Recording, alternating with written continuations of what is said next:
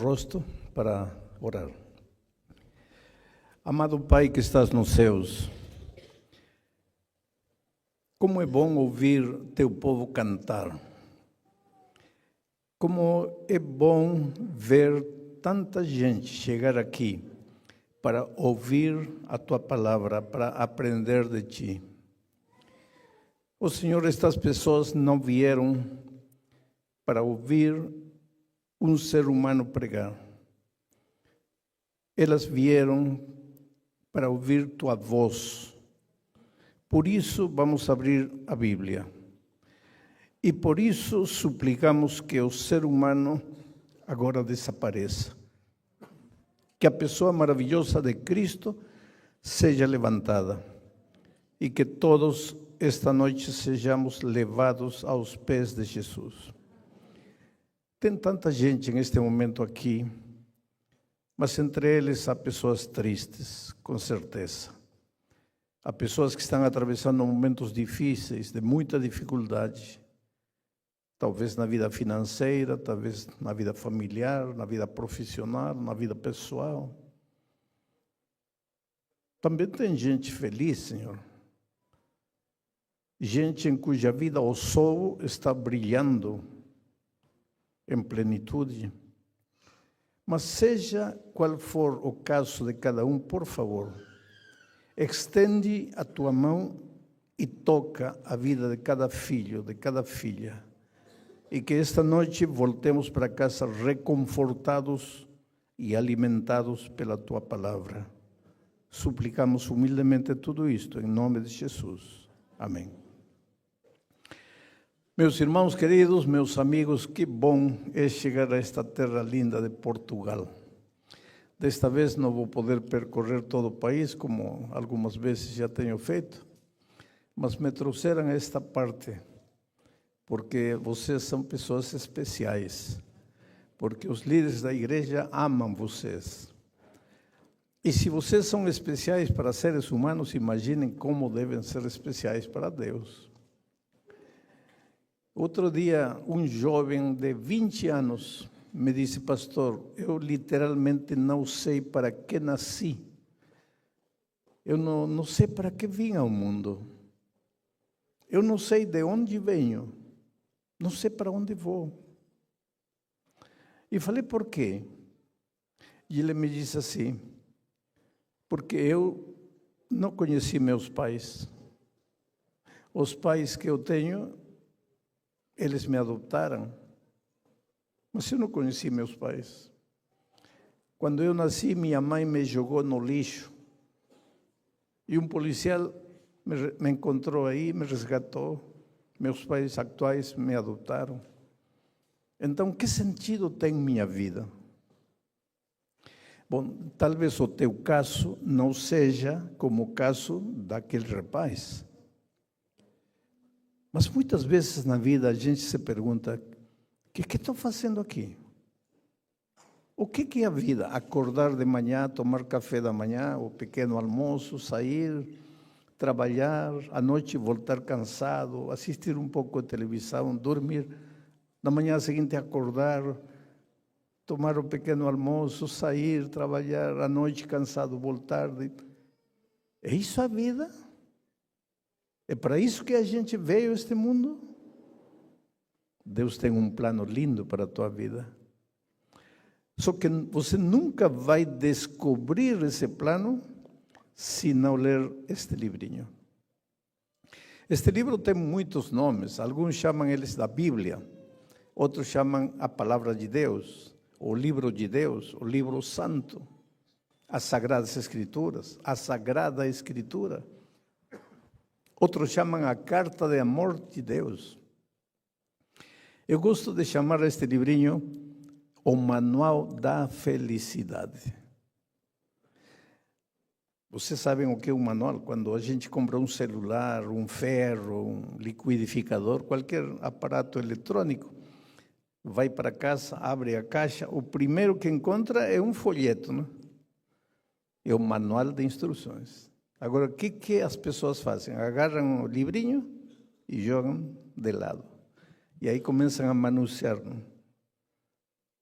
e só se lembram do manual quando já estragaram o aparelho.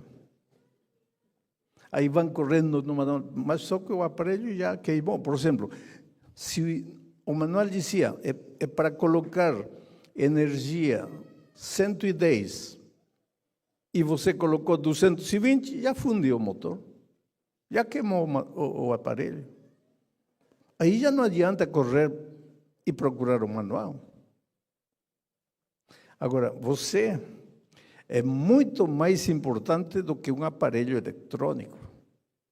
O aparelho eletrônico é coisa. Você é gente. Você tem sonhos. Você tem sentimentos. Você sofre, você se alegra. Você não é coisa.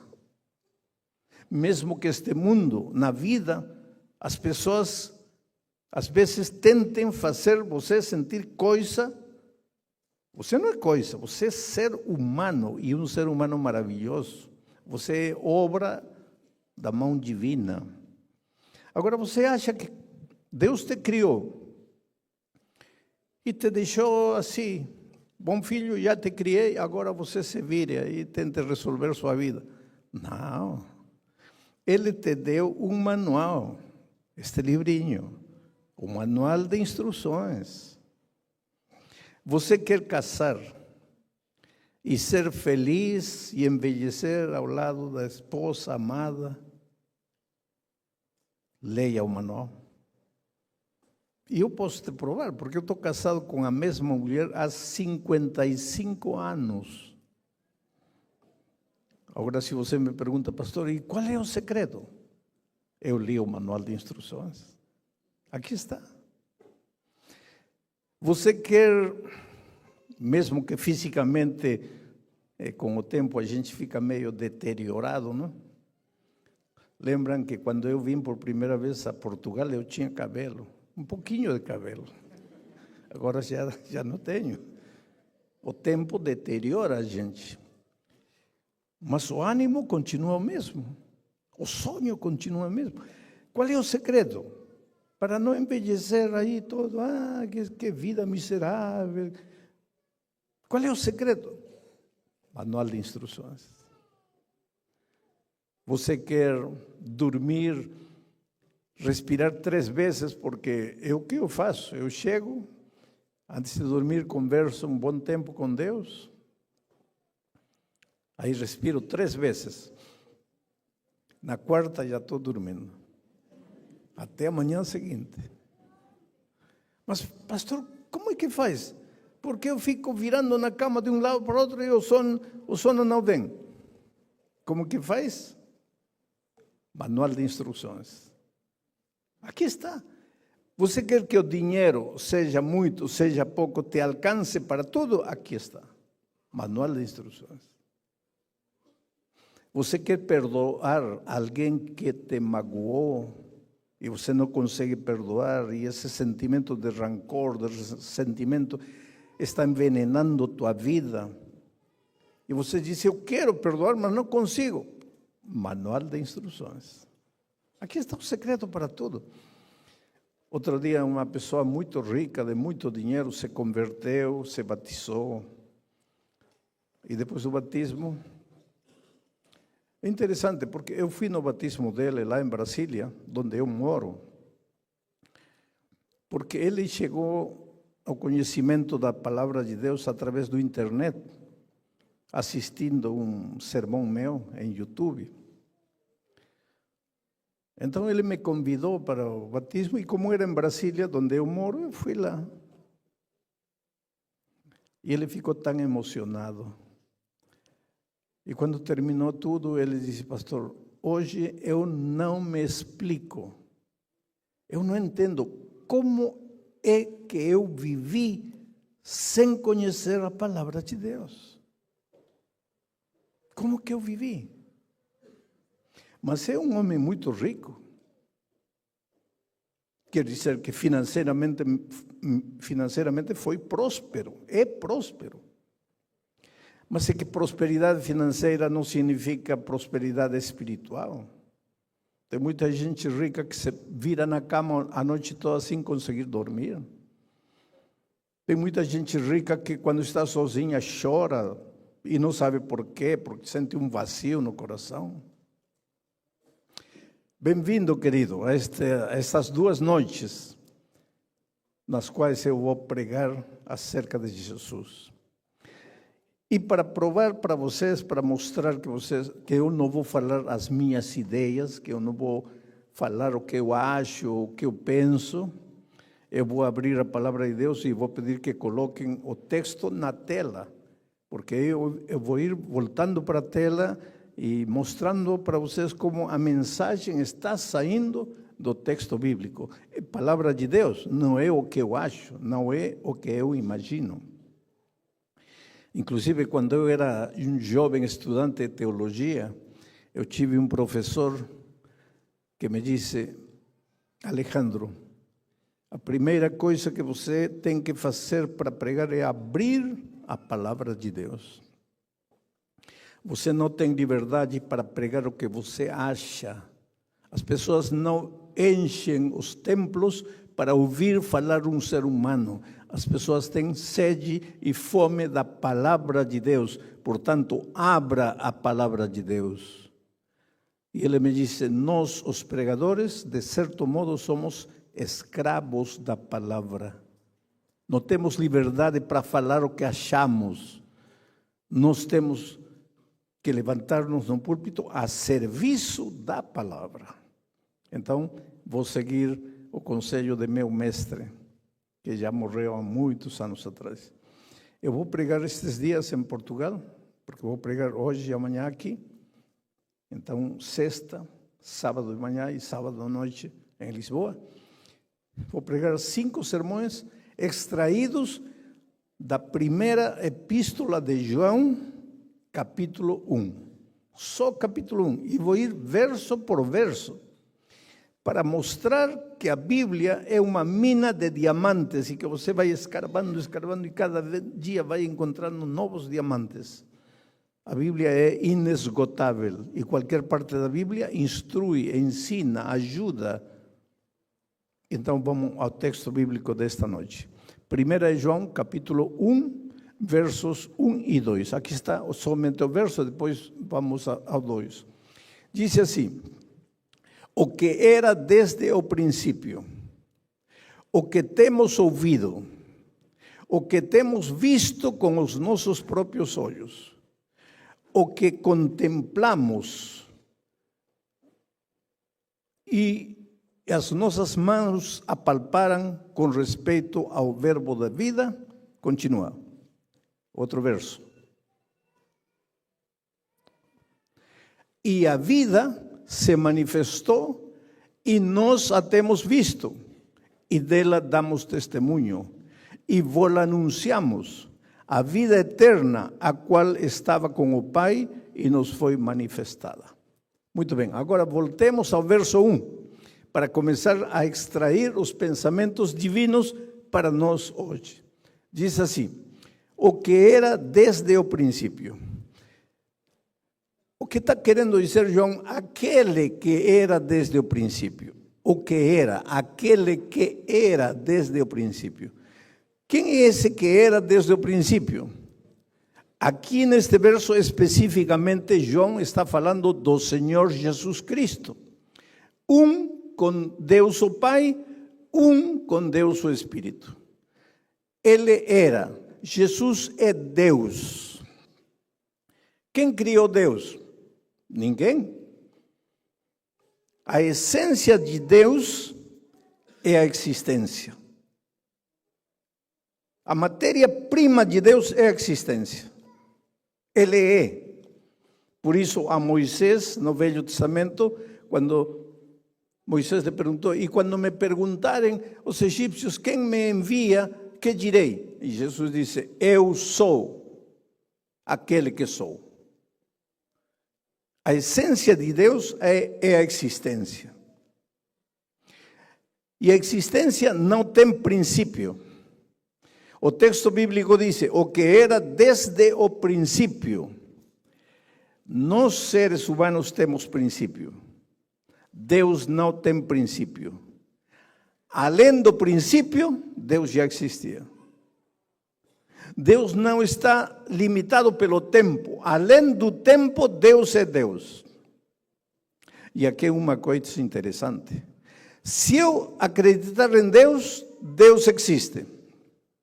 Se eu não acreditar nele, ele continua existindo. Se eu aceitar Deus, ele existe. E se eu o rejeitar, ele continua existindo. Se eu negar sua existência, se eu argumentar dizendo que ele não existe, isso não afeta para nada, em nada, a existência de Deus, porque seu ser, a essência de seu ser é a existência. Então sempre digo, mais vale acreditar nele do que não acreditar. Porque se eu acreditar nele, eu ganho. Se eu não acreditar nele, meu não acreditar não afeta absolutamente nada na existência de Deus. Ele continua sendo Deus, ele continua a ser Deus, ele continua existindo. Aqui há um pensamento interessante. Aquele Jesus que era desde o princípio. Nesta vida tudo tem princípio e tem fim. Nós temos princípio e temos fim. Deus não. Portanto, se você quer viver vida plena, vida exuberante, vida rica, vida abundante, busque aquele que é desde o princípio, aquele que não tem princípio. Aprenda a conviver com Jesus. Então tua vida terá princípio e não terá fim. Porque a morte é o fim daqueles que não creem. Mas os que creem naquele que é além do princípio, aqueles que creem, a morte é simplesmente um sono, do qual ressuscitará quando Cristo retornar a esta terra. Agora, vamos a tentar entender o que o texto está dizendo. Vejam, o autor deste texto é João. As epístolas são três: 1 João, 1 de João, 2 de João, 3 de João. Alguns teólogos, alguns estudiosos não concordam que João seja o autor, porque João não se identifica como autor. Porém, para mim, o autor da epístola é o mesmo autor do Evangelho. Sabe por quê? Porque o Evangelho de João começa assim, vocês vão me entender. No princípio era o Verbo, e o Verbo era Deus, e o Verbo era com Deus. E agora ele começa a sua epístola da mesma maneira, no princípio. É o mesmo estilo. É a mesma maneira de referir-se ao Senhor Jesus Cristo.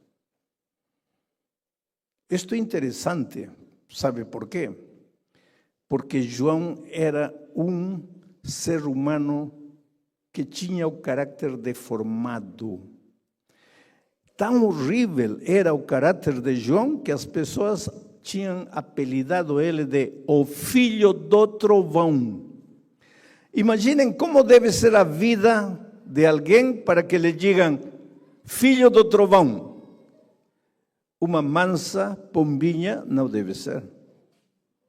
João era explosivo. Filho do trovão. Tinha um caráter horrível. Mas ele se aproximou de Jesus. Entregou sua vida a Jesus. Caminhou com Jesus. Desenvolveu companheirismo permanente com Jesus. E anos depois, achamos João com quase 100 anos na ilha de Patmos, quando estava escrevendo o Apocalipse. E seu apelido, já não era filho do trovão. Agora seu apelido era o discípulo do amor. Como é que o filho do trovão se transformou no discípulo do amor. Isso é maravilhoso. Porque, querido, sabe que o grande problema nosso é o nosso caráter, assim como era o problema de João, é filho do trovão.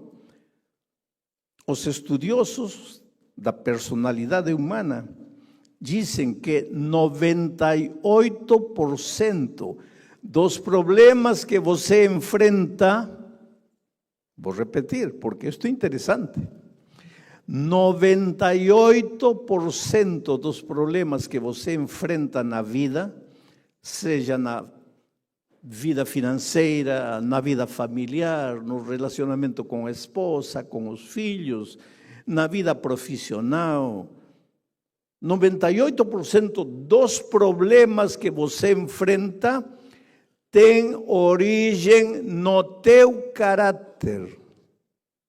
Não, a raiz dos teus problemas não está fora, está dentro de você.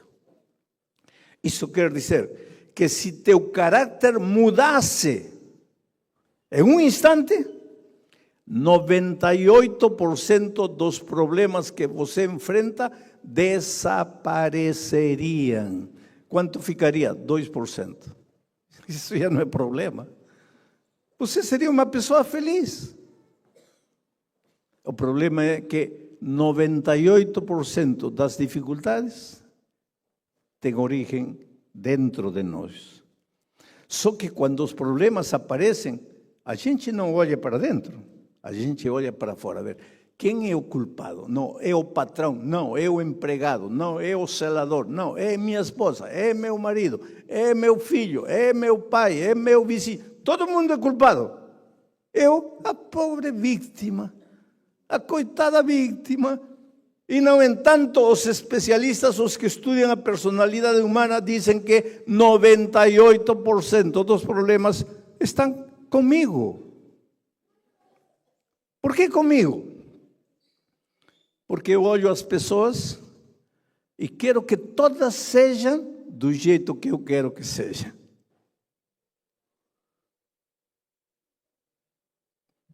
Não estou disposto a aceitar as pessoas como são. Então, tenho problema com todo mundo. Vocês lembram que uns tempos atrás, alguns anos atrás, se falava muito do QI. Do QI. Uma empresa, quando procurava um grande profissional, procurava aquele que tivesse um alto grau de QI, quociente intelectual, inteligência. Ultimamente, as grandes empresas já não procuram quem tem melhor QI. Ultimamente, as empresas estão procurando quem tem melhor inteligência emocional. Já ouviram falar disso? Inteligência emocional. Se uma empresa tem 2 candidatos, um com um alto grau de QI, muito inteligente, muito capaz, outro com menos grau de QI, porém com mais inteligência emocional, as empresas vão contratar a este e não a este. Este pode ter todos os títulos que quiser, maestria, doutorado, o que quiser. Mas este talvez não seja tão capacitado quanto este, mas este se relaciona melhor, tem melhor inteligência emocional. Em outras palavras, tem melhor caráter. As empresas vão a preferir a este. Porque hoje se joga em equipa. Não é individual. O time de futebol explica melhor isso. Porque é interessante, não? Você já viu quando Pepe faz o gol? O goleiro lá pula de alegria. No entanto, o público, 50.000 pessoas aplaudem a Pepe. E o goleiro se alegra com o aplauso do público a Pepe.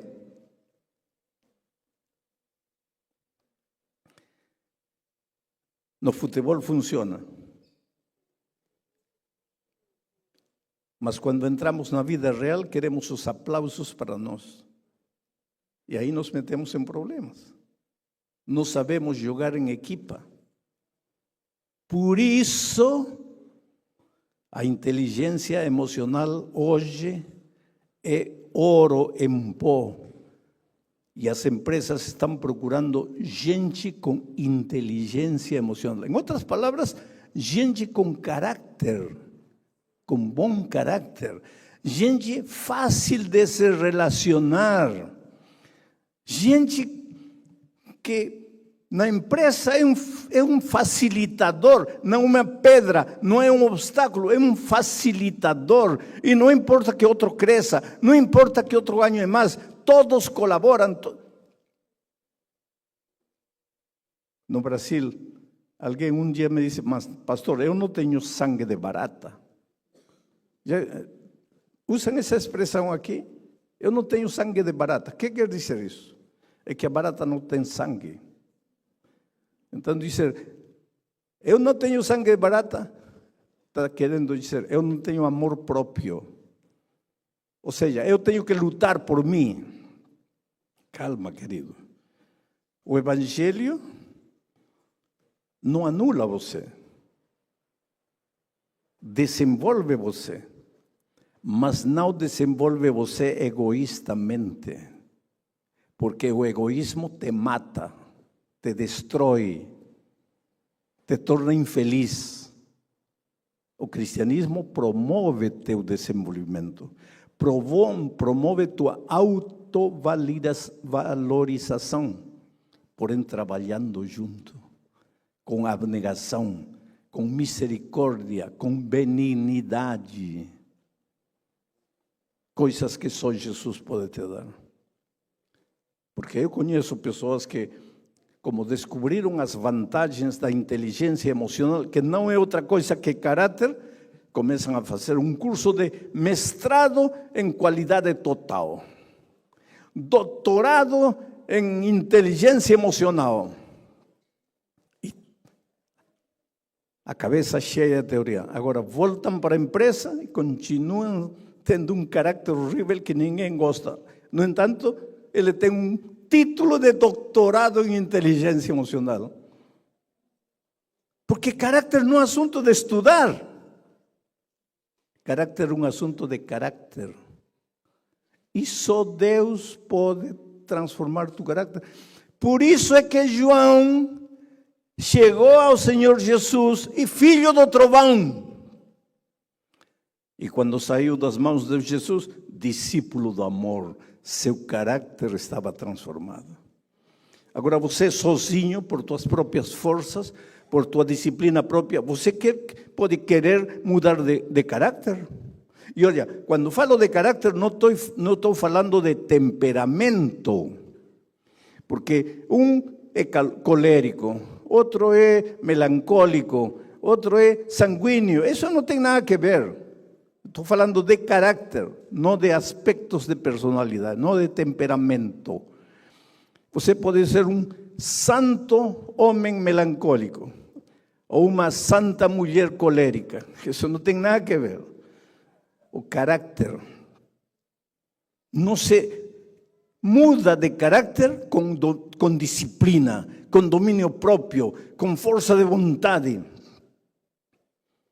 Eu acho que os cristãos devemos nos alimentar de maneira coerente e sadia.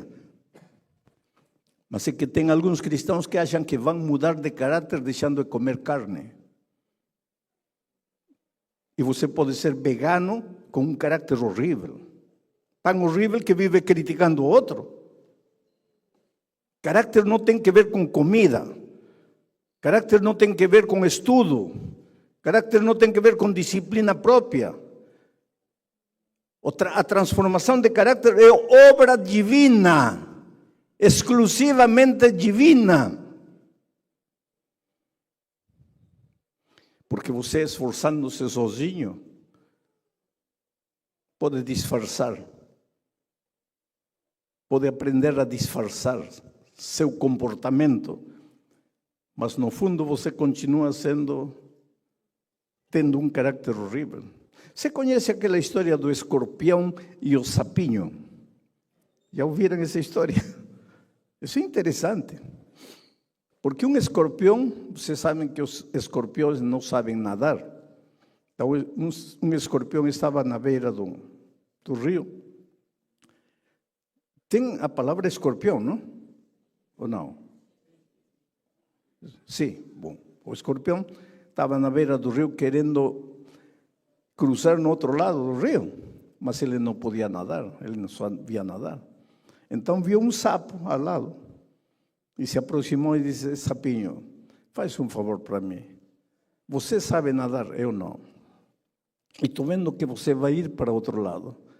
Por favor, deixa eu subir nas tuas costas e você me leva e me deixa do outro lado. E o sapo olhou para ele e disse: você está louco? Eu te conheço, você é escorpião.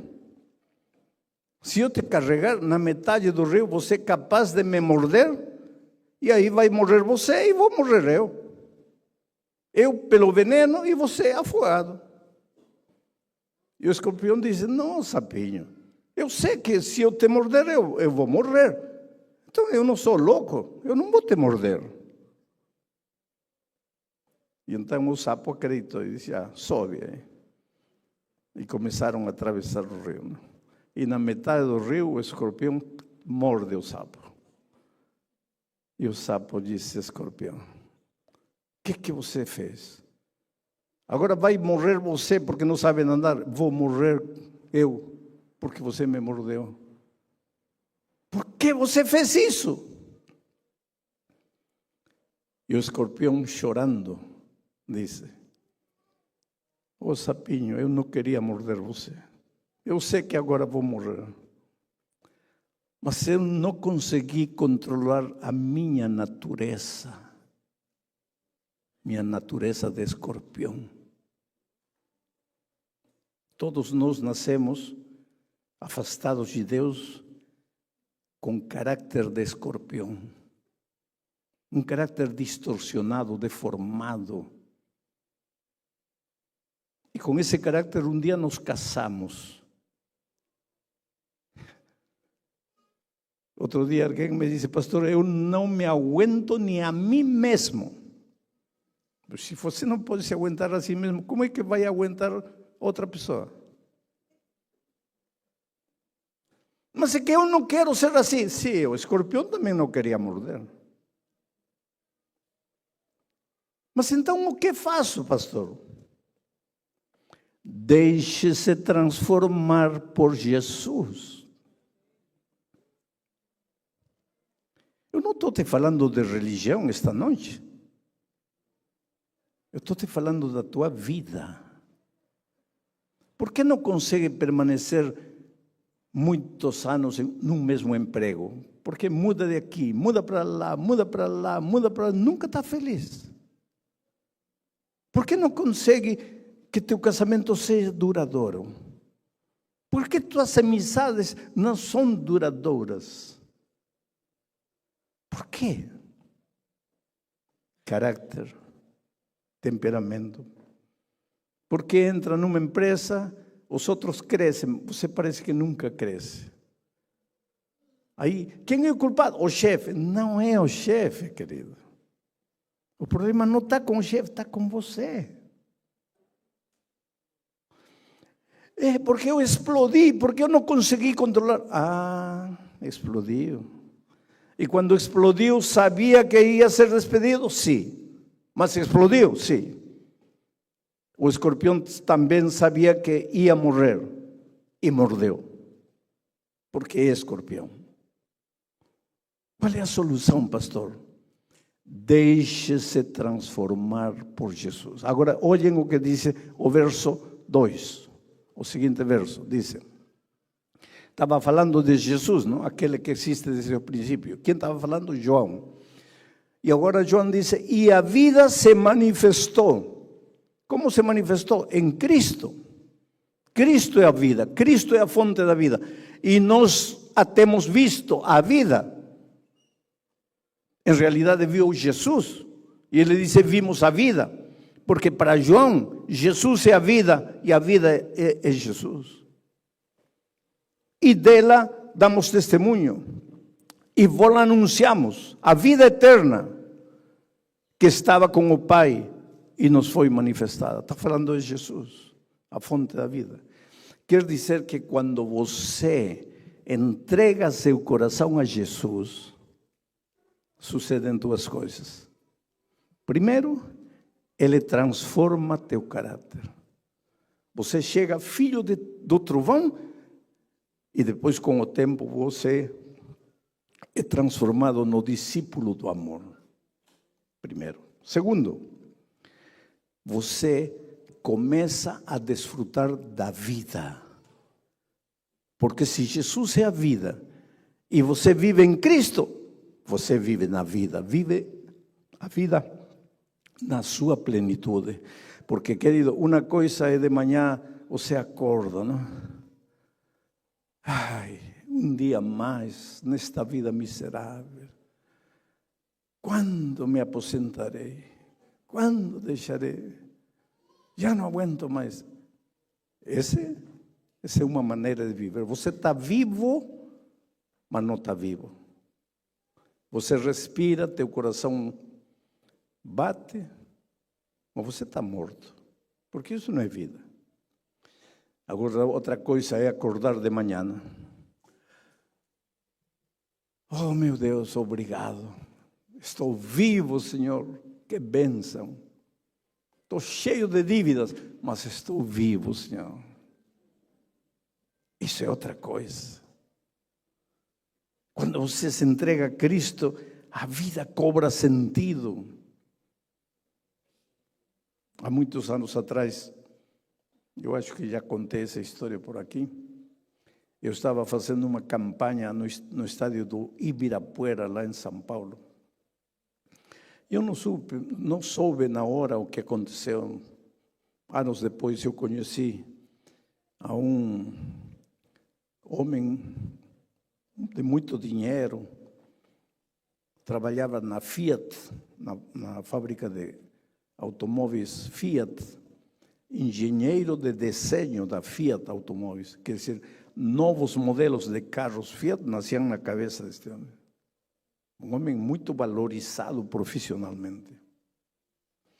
Casou-se com uma jogadora de voleibol. E ela, por amor a ele, deixou sua carreira esportiva para acompanhar seu esposo aqui na Itália, vieram à Itália para trabalhar uns anos.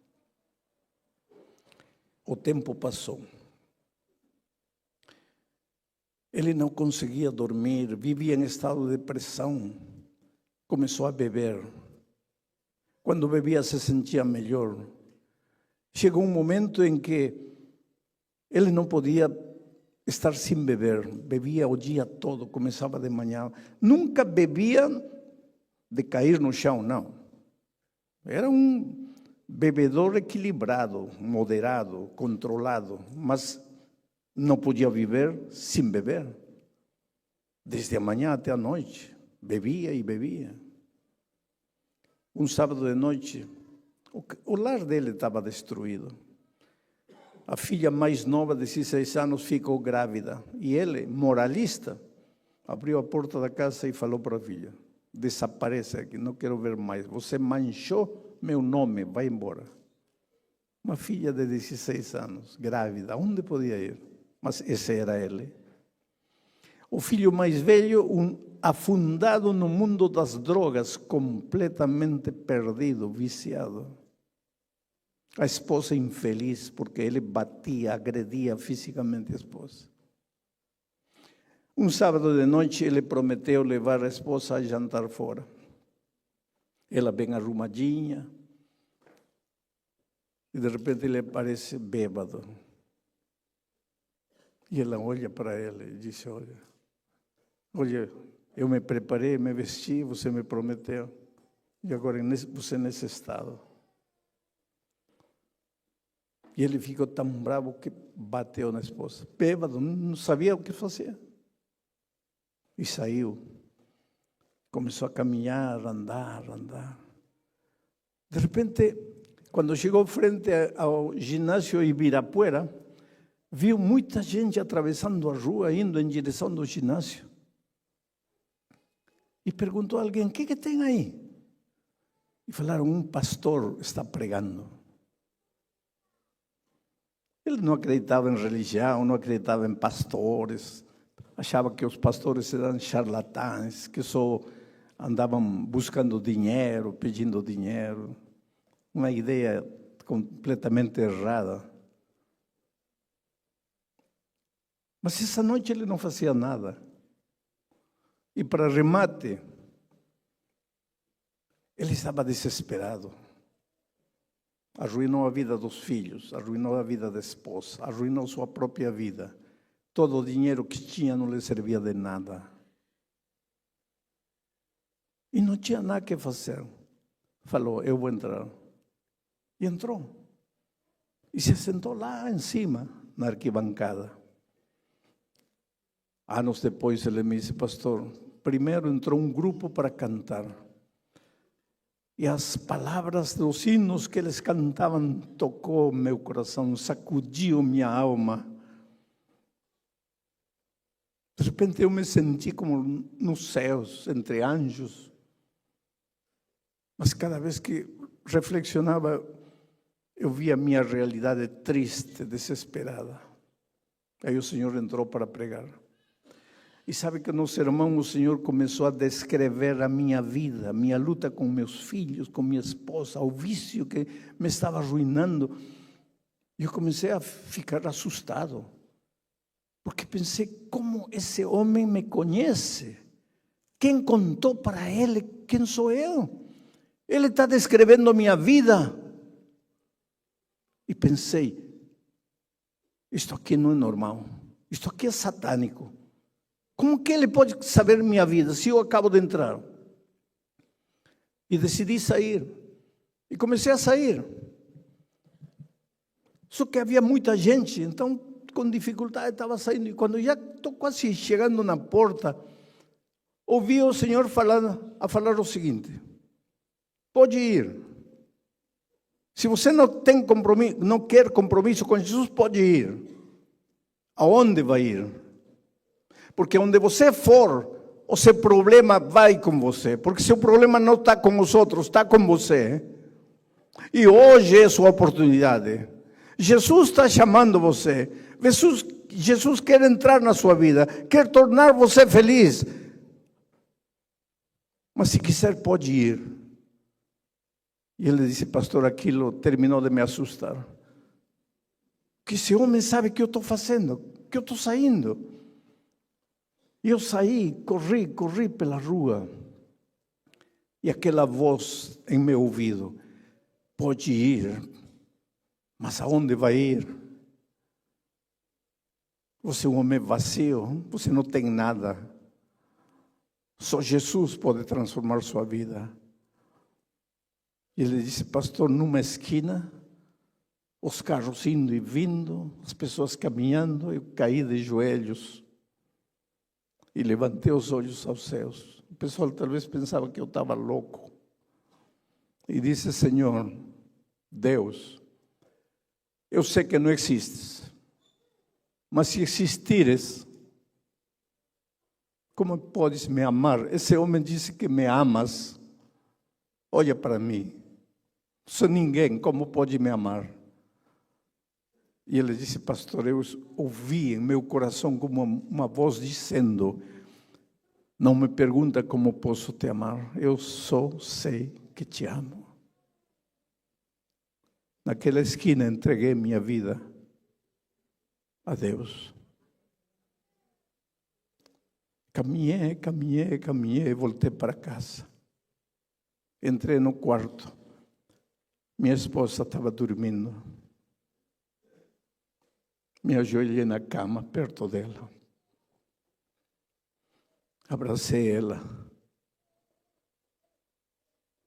Dei um beijo. Ela acordou. E eu falei: filha, me perdoe. Eu arruinei tua vida. Me perdoe. Ela olhou para mim e disse: você está bêbado. Não estou bêbado. Então, o que está acontecendo com você? Você está louco? Não. Então, o que está acontecendo? Eu acabo de entregar minha vida a Jesus. O quê? Você está definitivamente louco? Que Jesus? Você é ateu? Você não acredita em nada? E ele disse, filha, amanhã esse pastor vai pregar de novo. Me acompanhe, por favor. No dia seguinte fomos para lá. Ouvi sua pregação. Minha esposa ao meu lado.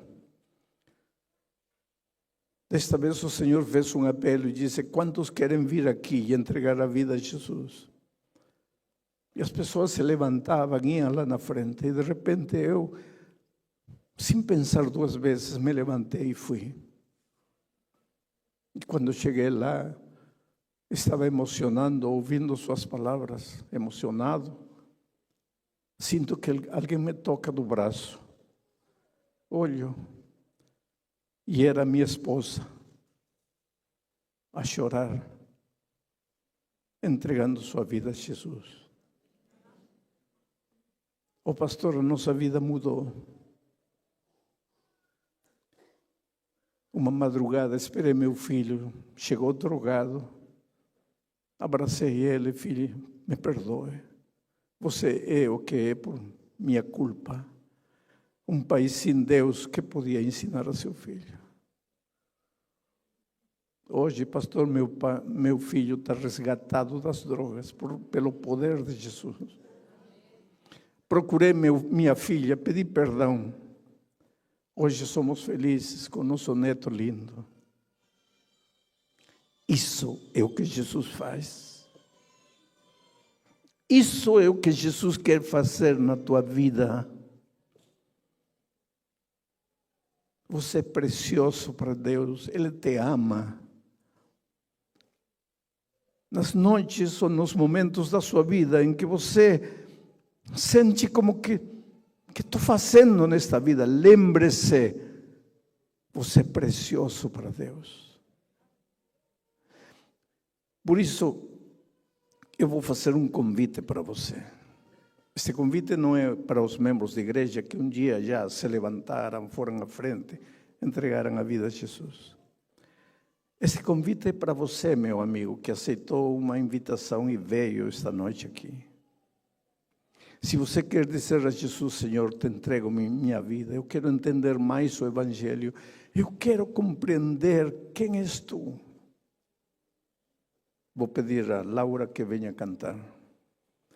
Porque enquanto ela estiver cantando, eu vou pedir que você se levante e venha aqui à frente, porque quero fazer uma oração especial por você aqui.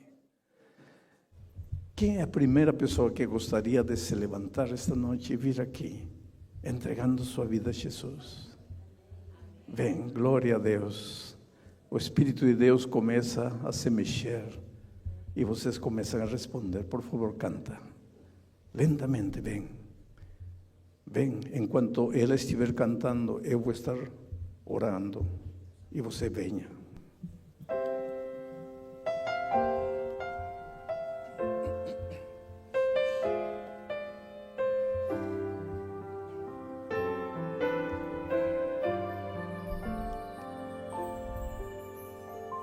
Ao colocar-me em tuas mãos, quero esquecer todas as vezes que caí.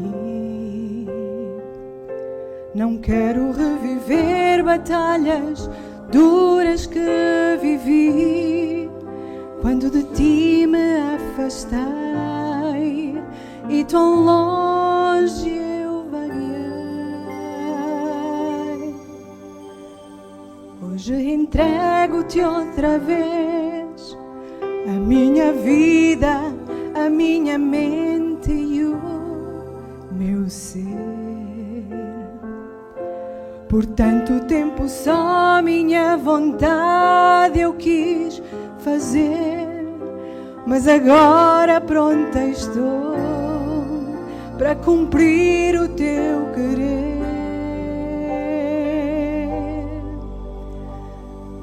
Dá-me força, Senhor, para vencer as provações.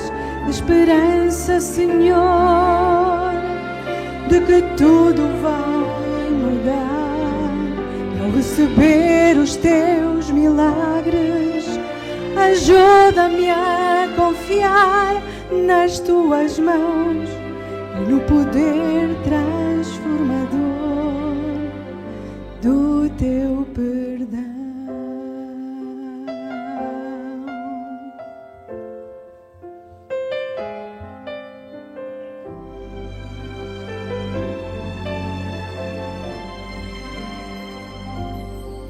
E ao entregar-te o meu ser, eu só te peço, nunca mais me deixes ir. A tua companhia é o que jamais quero perder. Renova a minha fé e me ensina a obedecer.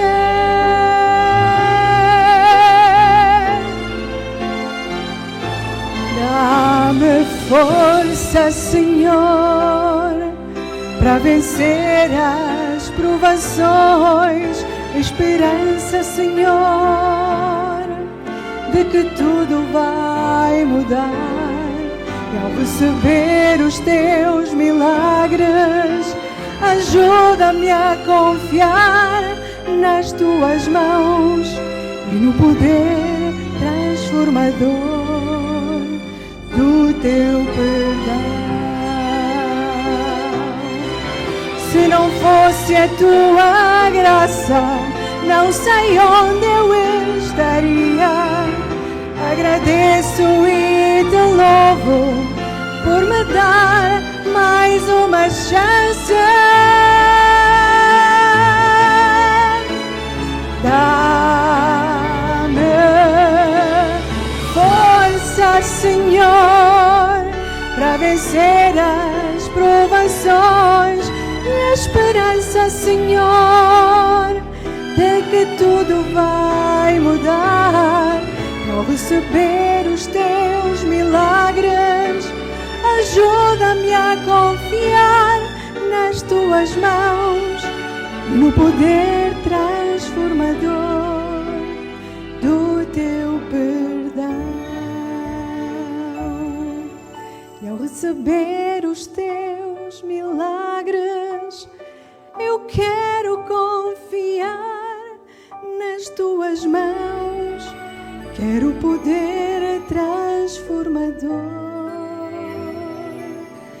do teu perdão.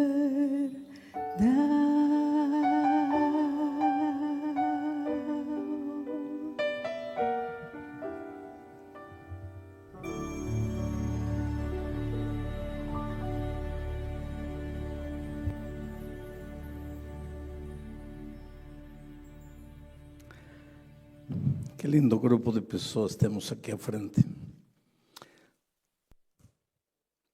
Poderíamos esperar aqui pelo menos umas 5 pessoas mais que se levantariam e viriam. Não sei quem é você, mas eu sinto que você está lutando com o Espírito Santo. Você sente a voz de Deus chamando você. Não fica sentado. Hoje é o dia de boa nova. Hoje é o dia de salvação. Posso te esperar aqui. Se você se levantar, Deus usará seu testemunho para trazer outra pessoa. Mas você tem que se levantar. Quem é a primeira dessas, pelo menos 5 pessoas mais que poderiam vir esta noite aqui? De repente você já foi membro da igreja. E por essas coisas da vida, hoje está longe de Deus, longe da igreja. Volte aos braços de Jesus. Glória a Deus por essa linda decisão. Que bonito, não? Venha. Venha, deixe-se trazer por Jesus. Glória a Deus, meu irmão.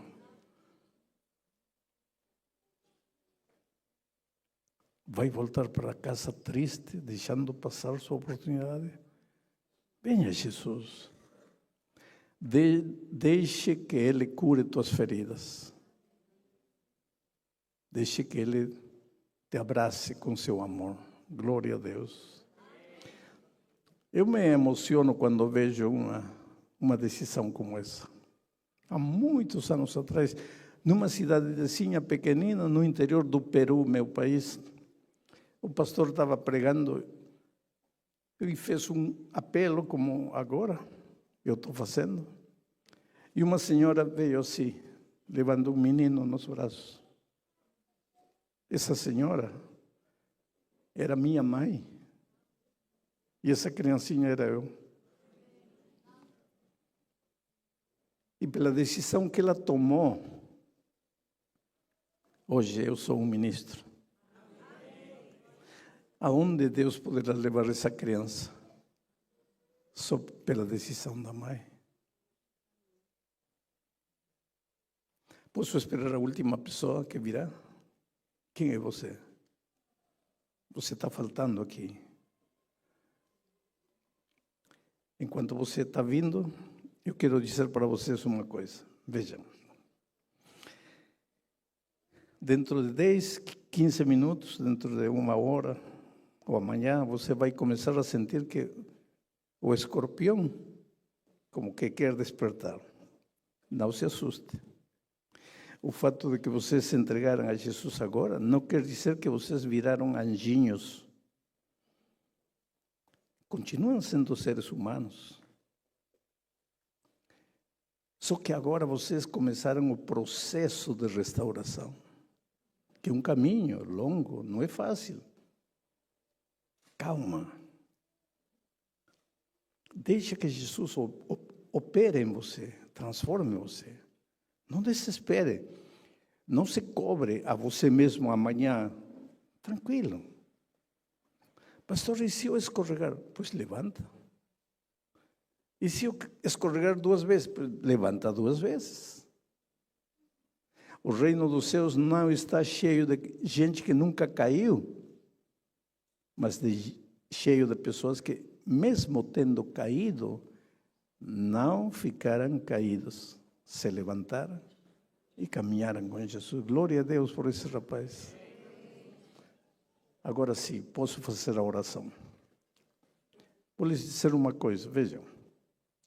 Eu tenho espalhado pelo mundo, eram 3.000, hoje são mais de 3.000 pessoas, espalhadas por quase 40% de países do mundo, nos 5 continentes. Eu chamo eles de meus guerreiros de oração. São gente que se levanta de madrugada e me ajuda a orar. Na minha página, ou no meu canal em YouTube, chegam tantos pedidos de oração. E essas pessoas, meus guerreiros de oração, me ajudam a orar. São gente que se levanta para orar, bem de madrugada.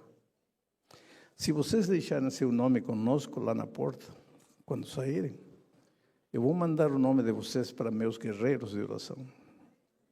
Dentro de 4, 5 dias, que é o tempo que vai levar para chegar a eles.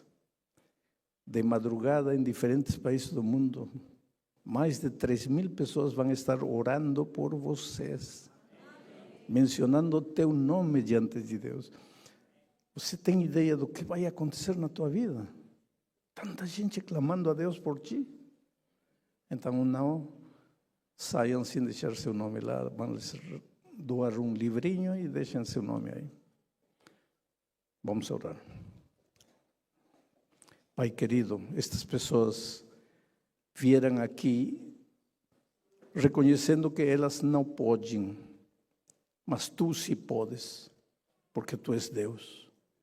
Assim como transformaste João, transforma esta noite a estes filhos teus. Abre as janelas dos céus e há chover bênçãos em todos os aspectos da vida. E prepara-los para o reino dos céus. Em nome de Jesus.